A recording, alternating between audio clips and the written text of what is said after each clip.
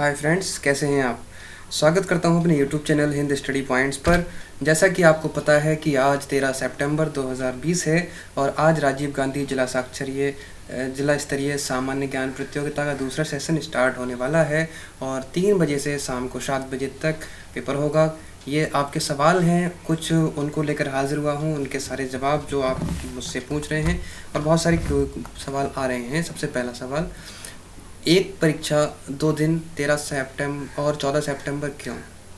पहला सवाल का जवाब है, प्रत्येक प्रतिभागी को एक ही दिन परीक्षा देनी है, या तो वो 13 सितंबर को दे सकते हैं या फिर 14 सितंबर को। ये बात आपको क्लियर हो गई है। चूँकि 13 सितंबर को नीट की परीक्षा थी, इसलिए इस परीक्षा को 13 व 14 2 दिनों के लिए रखा गया है। जिनकी परीक्षा 13 को छूट जाएगी वो 13-14 को परीक्षा दे सकते हैं। परीक्षा का समय 3 से 7 बजे क्यों है।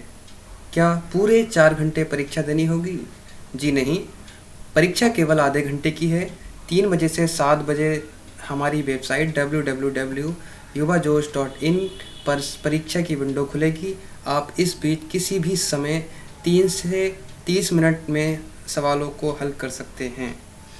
अगला, कई जगह पर इंटरनेट कनेक्शन की समस्या व नेटवर्क की दिक्कतों को देखते हुए 4 घंटे का लंबा अंतराल रखा गया है। और कुछ सवाल हैं, क्या जो लोग 13 सितंबर को परीक्षा दे चुके हैं उन्हें फिर 14 को परीक्षा देनी होगी? जी नहीं, आपको 13 या 14 में से किसी एक ही दिन परीक्षा देनी है। अगला, परीक्षा के दौरान कोई इंटरनेट, गूगल आदि का इस्तेमाल करता है तो? जी, ये सवाल बहुत ज़्यादा आ रहा है कि सर इसमें तो चीटिंग हो सकती है, हम घर बैठे कैसे देंगे। तो सवाल ये है, अगर कोई व्यक्ति परीक्षा विंडो के अलावा कोई अन्य विंडो मोबाइल या कंप्यूटर पर खोलेगा तो परीक्षा वाली विंडो खुद ब खुद बंद हो जाएगी और आपका एग्ज़ाम सबमिट हो जाएगा।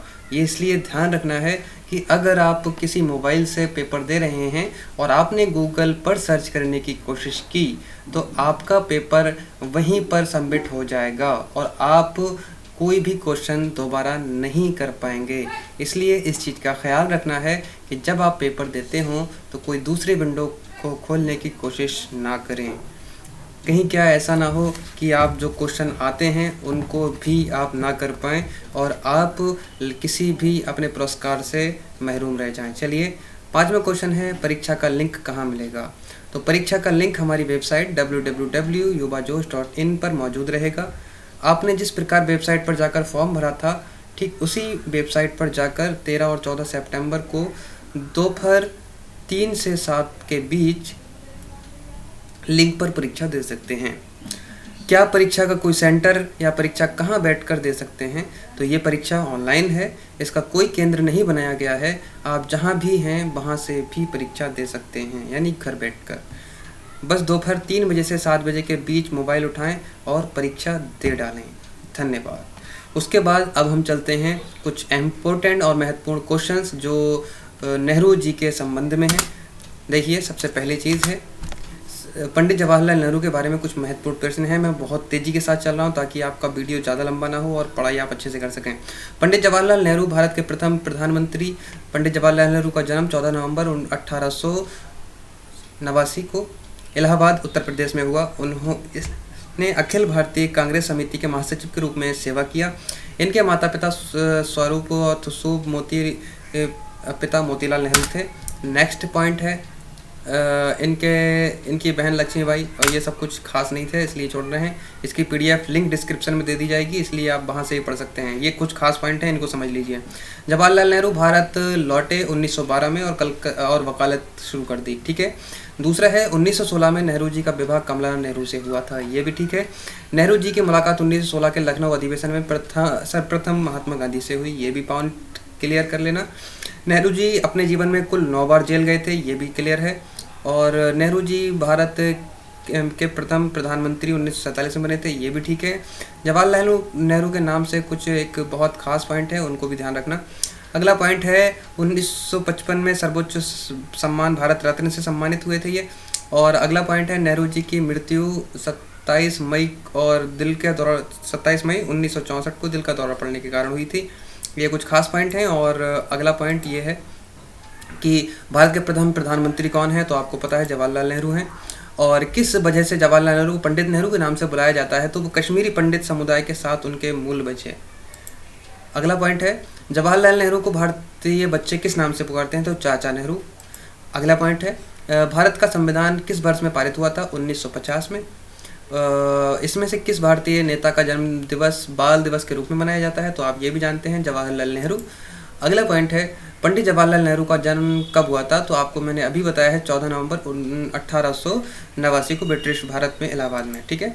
अगला पॉइंट है जवाहरलाल नेहरू ने अपनी शिक्षा किस कॉलेज से पूरी की, तो ट्रिनिटी कॉलेज लंदन। अगला पॉइंट है जवाहरलाल नेहरू की लॉ की डिग्री किस विश्वविद्यालय से प्राप्त की, कैम्ब्रिज विश्वविद्यालय से।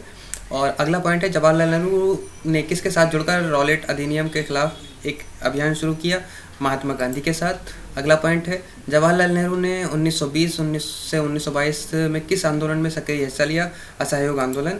अगला पॉइंट है जवाहरलाल नेहरू 1929 में कांग्रेस के लाहौर अधिवेशन में अध्यक्ष बनाए गए थे और उन्हें 1930, 1936, 1937, 1951, 1952, 1953, 1954 में लगातार कांग्रेस का अध्यक्ष बनाया गया। ये सवाल आता है। अगला पॉइंट ये है इतिहास गवाह है कि पंडित नेहरू भगत सिंह और उनके साथियों से लाहौर जेल में मिलने गए थे। वह कौन सी तारीख थी जब पंडित नेहरू और भगत सिंह की मुलाकात इनसे हुई, तो वो राइट आंसर है 8 अगस्त 1929, सही आंसर। अगला पॉइंट है आज का सवाल इतिहास गवाह है कि पंडित, ये मैंने आपको भी बताया है जस्ट, उसका बात है 1952 में पहले आम चुनावों में कांग्रेस ने चुनाव आंदोलन संगठन किसको सौंपा था, तो इसका सही आंसर होगा श्री लाल बहादुर शास्त्री। अगला पॉइंट है ऐसा माना जाता है कि राजाओं महाराजाओं को मिले प्रीवी पर्स को खत्म करने के कदम ने भारत में लोकतंत्र की जड़ों को मजबूत किया। इसका सही और राइट आंसर है इंदिरा गांधी। इंदिरा गांधी ने प्रीवी पर्स को खत्म कर दिया था। अगला पॉइंट इतिहास गवाह है कि नेहरू भगत सिंह, ये तो हो गया है।